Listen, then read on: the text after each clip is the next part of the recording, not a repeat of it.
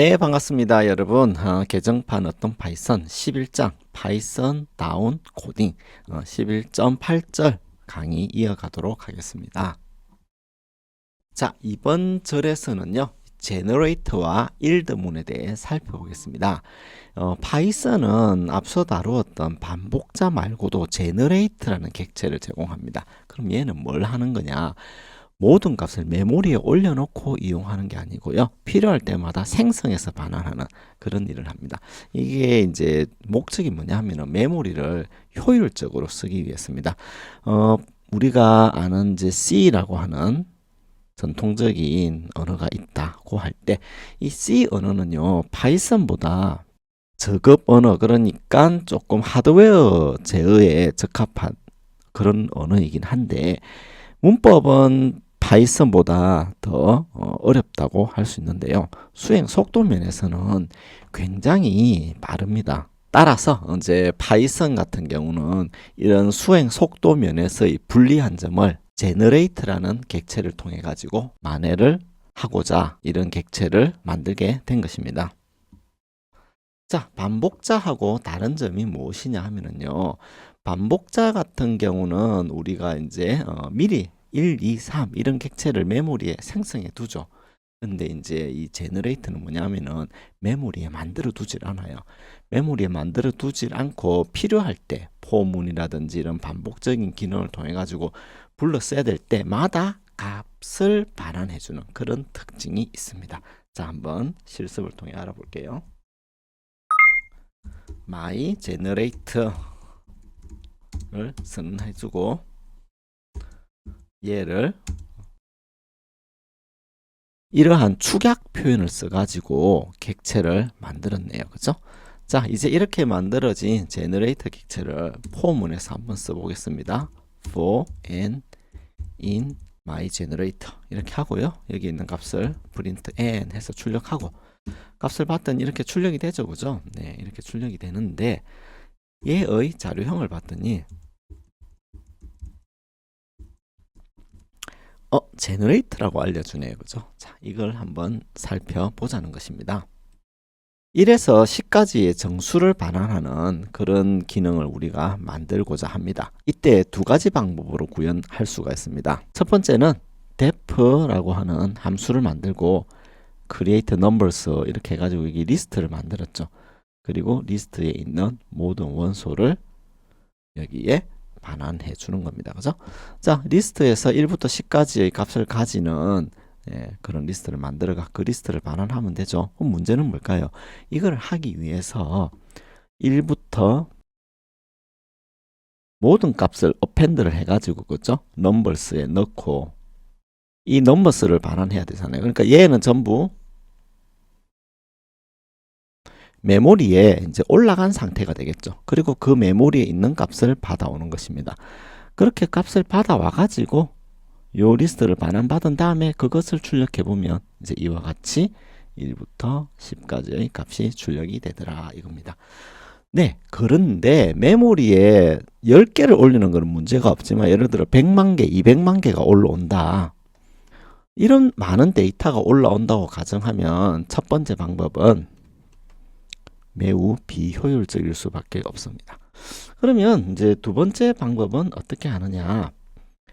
generate numbers라는 함수를 만들고 for i in range 1에서 11까지는 같죠. 근데 yield i라는 것을 선언해 줍니다. 그러면 얘는 for 이 문에서 generate numbers를 호출하게 되면 결과는 같아요. 결과는 이와 같은 출력을 내보내는데 메모리에 100만 개를 올려놓는 게 아닙니다. 처음에는 1을 돌려주고요. 그 다음에 시퀀스이기 때문에 다시 generate numbers에 가서 너 다음 값이 뭐니 물어봅니다. 그러면 이 레인지가 생성해 놓은 2를 가져오죠. 그 다음에 3을 가져오죠.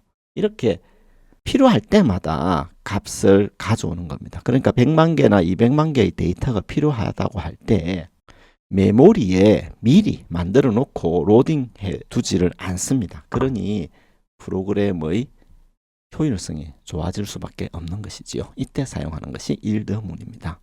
결론적으로 함수하고 제너레이터를 비교해 보면 함수는 결과를 한 번에 모두 반환하는 코드 블록인 반면에 제너레이터는 결과를 한 번에 하나씩 반환하는 코드 블록입니다.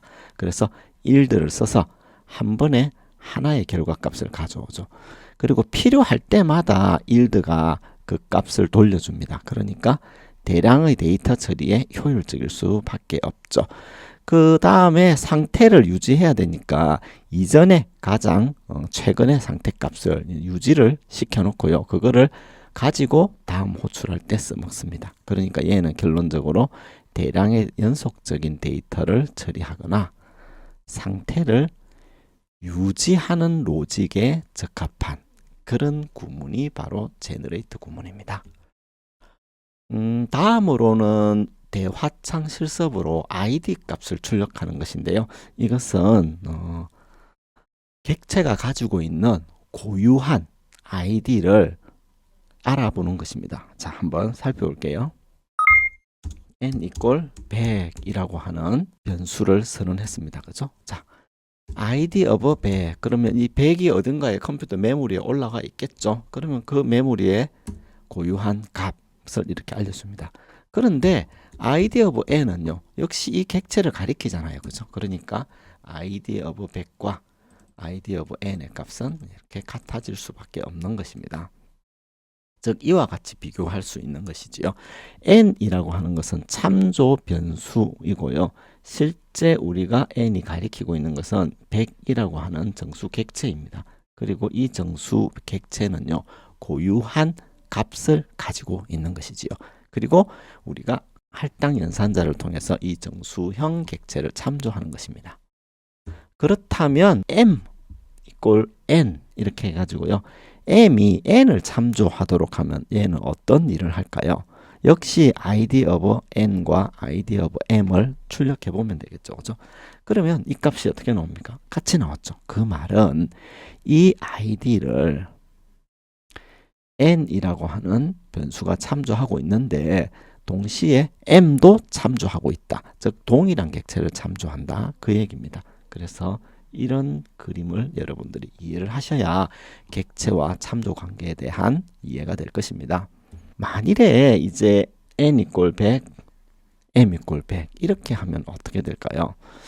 이렇게 하면요, 동일한 객체를 참조합니다. 왜냐하면은 100이라고 하는 객체는 정수 객체인데 불변 객체거든요. 그러니까 얘를 n이 참조하고 있고 m이 동시에 참조해도 아무런 문제가 없고요. 메모리를 효율적으로 쓸 수 있죠.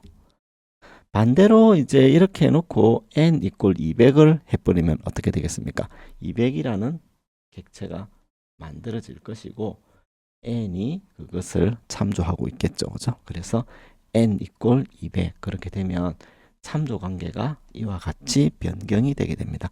그러니까 당연히 n이 참조하는 객체의 id와 m이 참조하고 있는 객체의 id 값이 다르게 나오겠죠. 그죠? 자, 다음으로 n equal 100 이렇게 했을 때 이 객체의 id를 살펴보면 4509016272 이렇게 나오죠. 그죠? 뒤에 네 자리만 불러보면 6272번입니다. 그죠? 자, 이제 n 더하기 1을 했습니다. 그럼 어떻게 될까요? 100과 1의 합인 101이라고 하는 새로운 객체가 생성돼요. 100이라고 하는 객체가 여기에 있었는데 처음에 n이 얘를 참조하고 있다가 이제 n은 새롭게 얘를 참조하게 되면서 얘에 대한 참조가 없어지게 됩니다. 그러다 보니 n의 id 값이 이렇게 바뀌게 되는 것이지요. 이것을 그림으로 설명하면 이와 같이 나타낼 수 있습니다. 처음에 n은 100이라고 하는 객체를 참조하고 있었는데 이 n에다가 1을 더했고 그것의 결과인 101이라는 객체가 새로 만들어졌죠. 그리고 n은 그것을 참조하고 있습니다.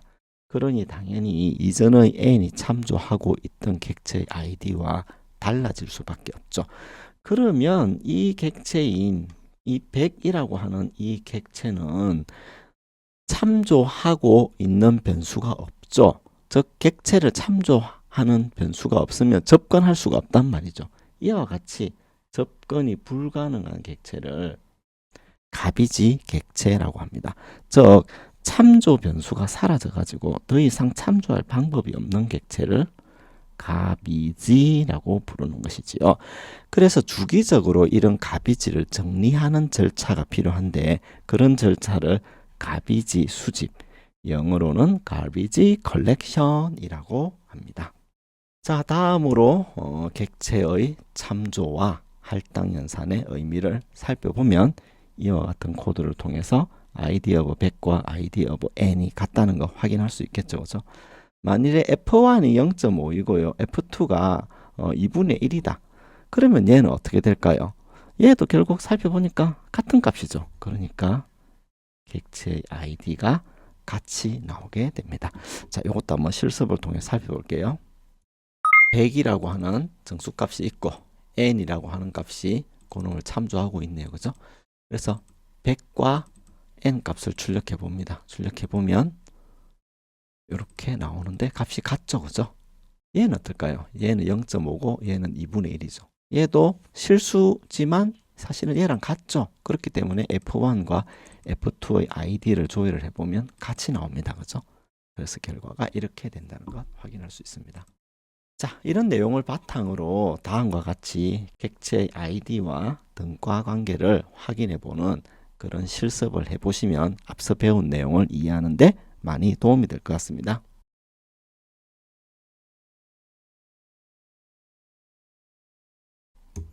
자, 이것으로 11장 강의를 마치겠습니다. 여러분, 감사합니다.